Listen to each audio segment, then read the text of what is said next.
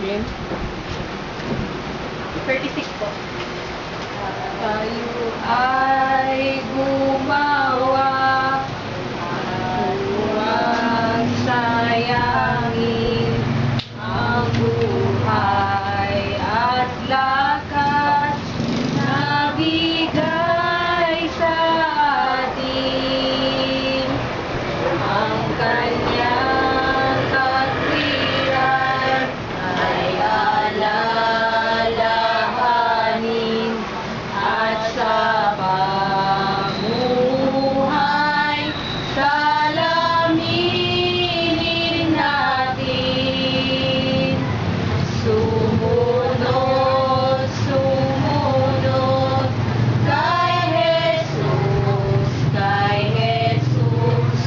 Gumawa, gumawa, maglingkod, maglingkod, magsikap tayo, pasakop lubos,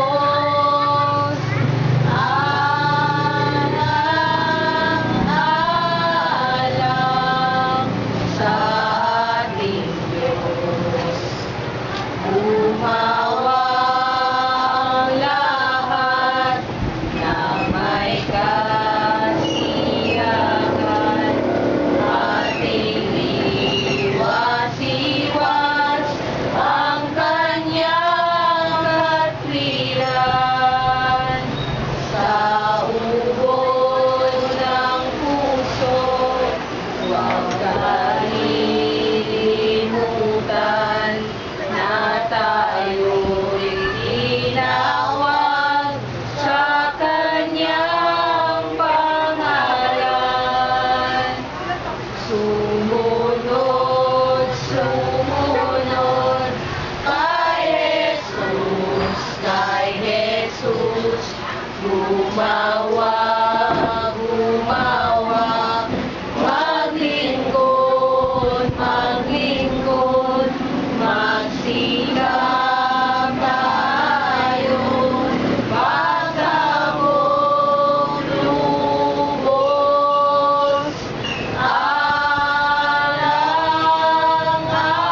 alang-alang sa ating Diyos. Magsikap nga tayo, iunat ang bisig at ating bakarin ang masamang hilig. Di dapat limutin ang magpakasakit at mayroong kakamtang luklukan sa langit. Sumunod, sumunod kay Jesus, kay Jesus. Gumawa, gumawa, maglingkod, maglingkod, magsikap tayo,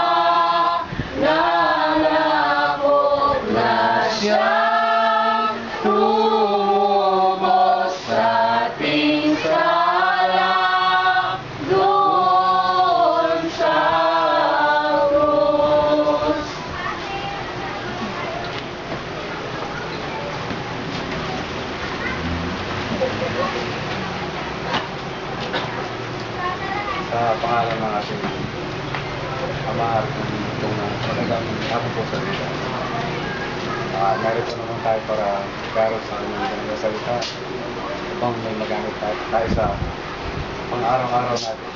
Dito sa mundo, maraming panganib, maraming problema na dapat may sa dati ay magpakatatag.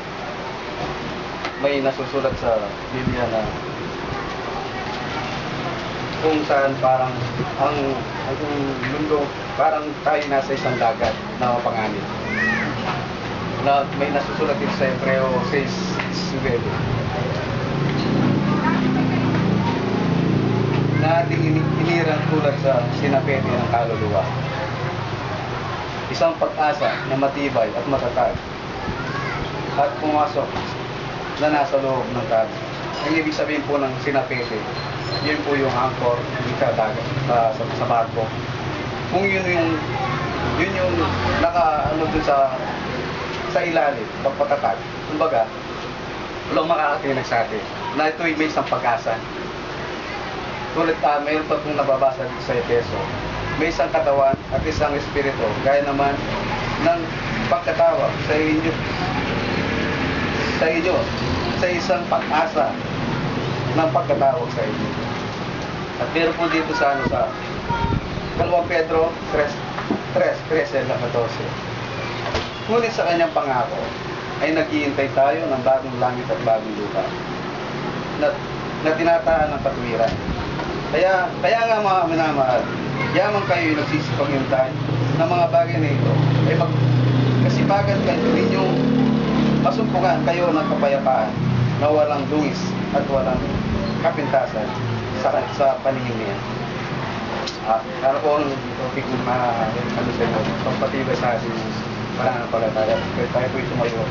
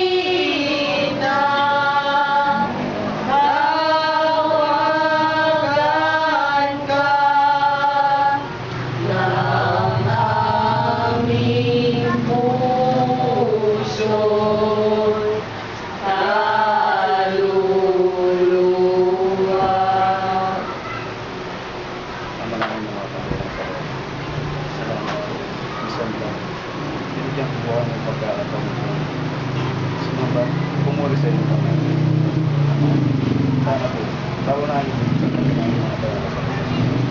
inisip lang po sana pusot isipan ng bawat sana kung sa magkain may magkakapuan sa amin sana po mga nagpapagkakasara sana po patawanin ba sana po habang kami nag-aaral sana po nakaliliwag po pumagal at dinadalaan po sa inyo ang aming kapatid na magtuturo ngayon sana po kayo po hindi niyo po siya ng katananiwan galing sa iyo so pagkaganon hindi siya makakapagsalita sa kanyang sarili hindi yung gusto niya ito yung masabi sana po magbibisyo ka sa bumubisyo.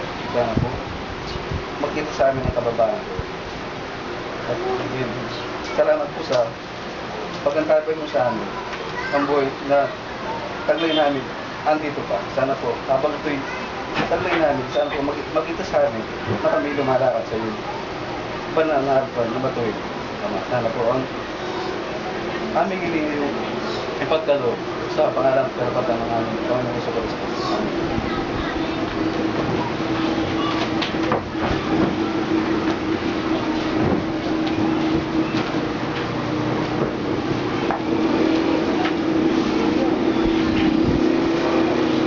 Sa Biblia, Iglesia ng Diyos si Cristo, nagawa pagsamba ng nakaraang linggo, ika-23 ng Nobyembre, taong kasunod-sila. Ang awit ng pagsamba bilang 25-26. Oras na nagsimula ang pagsamba ay 3:00 ng hapon.